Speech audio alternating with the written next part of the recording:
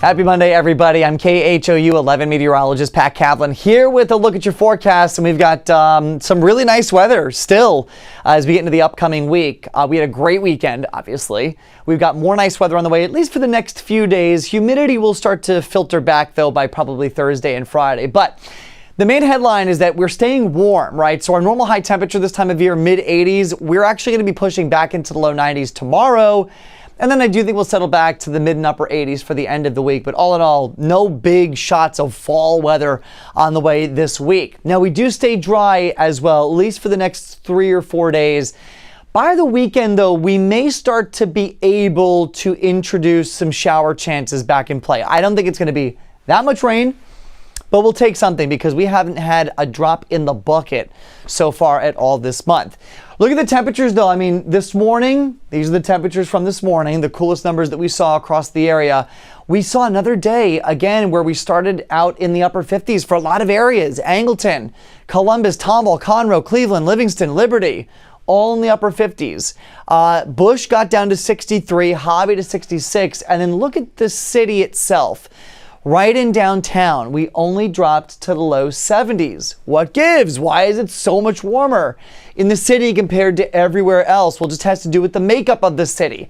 Once you get in the loop, there's more concrete, bridges, buildings, roads, sidewalks, a lot of concrete and asphalt.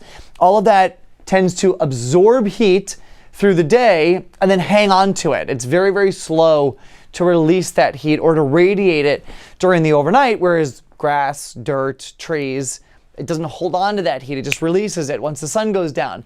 And so what you get are much cooler temperatures in the suburbs and the rural areas and much warmer numbers in the city. So you're going to see more nights coming up with overnight lows down into the low 60s and the upper 50s for the outward surrounding areas, and then warmer temperatures still in the city. Bottom line, though, the humidity stays low, at least for the next few days. So even temperatures in the low 70s will feel nice. Clear and comfortable again for tonight, 60s, 50s for our northern areas, and then 70s in the city. For tomorrow, a lot of sunshine, it's warm, it's dry, high pressure still in charge. More of that in play for us on Wednesday, but as that high goes farther south, we're going to start to get more of a push onshore, and that'll bring us more humidity here as we get into the end of the week. So there's the trend. A little bit of a drop here, I think, for Wednesday, and then back up into the 60s, which is still not that bad. By Thursday, I think we do get closer to the upper 60s, maybe even low 70 dew points by Friday and Saturday as another front comes in. Now, that'll mean warmer overnight temperatures, so we'll go from overnight temperatures in the 50s and 60s Tuesday, Wednesday, and Thursday morning, back to the low 70s Friday, Saturday, and Sunday. And again, that's tied in with the higher humidity coming back. The flip side of that coin means we actually can support some shower chances here. So for the end of this week, Thursday, Friday, into the weekend, these are not blockbuster rain chances, but still something showing up on the map here, at least in the isolated category for the end of the week and the weekend. And it is all associated with our next cold front. This will swing through the area as we get towards, I think, probably Saturday night into Sunday morning. Not going to bring a huge cool down, but it'll be very similar to the effects that we saw with this last cold front.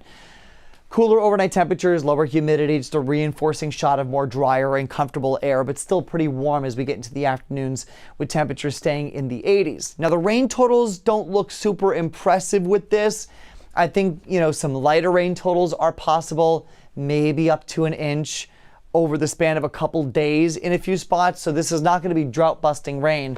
But boy, we could use any bit of rain that Mother Nature throws at us. Look at this. Month to date, so far, for the last 13 days, nothing in the bucket. So almost a 2-inch deficit now in terms of where we should be with rain. And when you look at the stats year to date, we are over a 10-inch deficit at Intercontinental. And that will continue. Both of these numbers will continue to grow here as we go through the next couple days without rain. And again, even for the weekend, the rain chances aren't going to be widespread. So there's a potential that these numbers continue to grow even at Bush, if we don't see any rain there. So our drought conditions are something that we're starting to pay more attention to.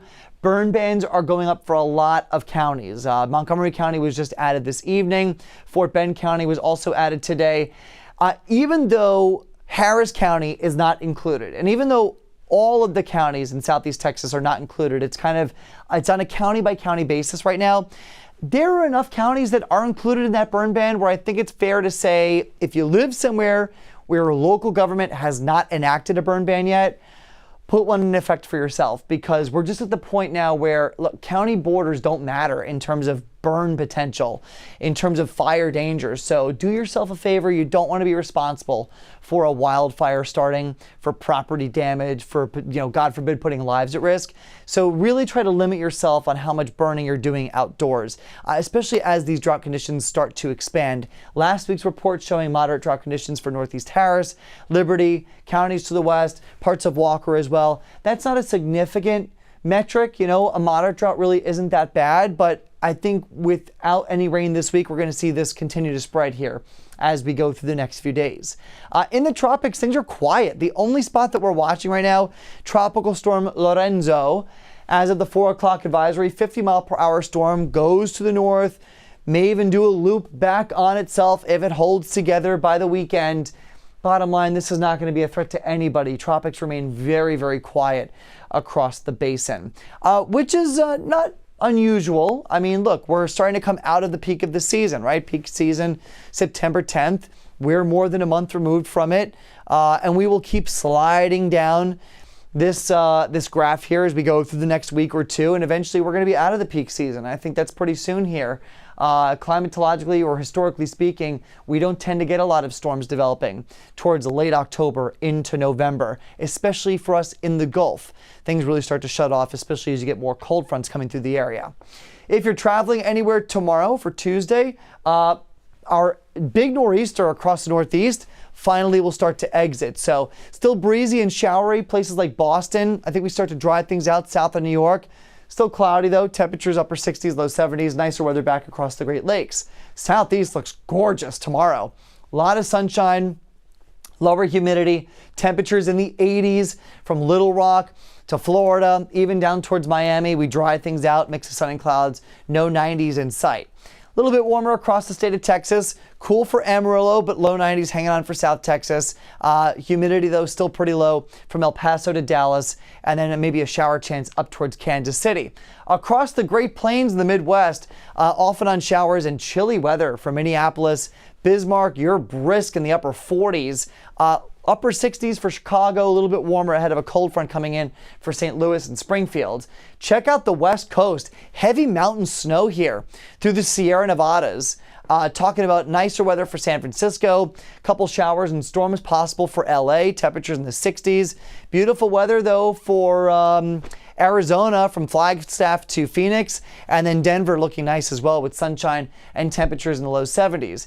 Beautiful weather Pacific Northwest, temperatures in the 50s and the 60s with sunshine. Boise out towards Idaho, Falls, showers and storms possible, and then chilly weather getting into parts of Montana, temperatures in the 40s for you. All right, for us back here at home, clear, cool temperatures in the low 60s as we get you into tomorrow. Again, hot for October, low 90s, your high temperature with lots of sunshine. Humidity, though, should stay on the lower end.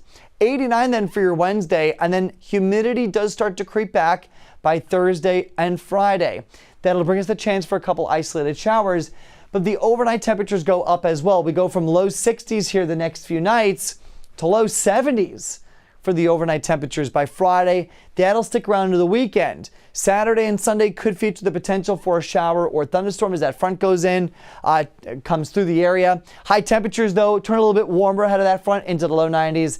And then by next week, that's when we are finally clear of the shower and storm chances, and the humidity drops again. High temperatures upper 80s, but the overnight lows back into the lower 60s. So not a lot of rain potential in the forecast for us. Again, keep an eye on the burn bands. Try to limit your burning outdoors if possible, even if you're not in that burn ban, as we stay in this pretty dry pattern for the next week. That's a look at your forecast. I'll have an update coming up at 8 p.m. Live update here on KHOU 11 Plus about what's going on in the tropics. Should be a fast update. And then, of course, we'll do an update on this forecast and your local headlines coming up on the KHOU 11 News at 10 o'clock. Thanks for watching. We'll see you then.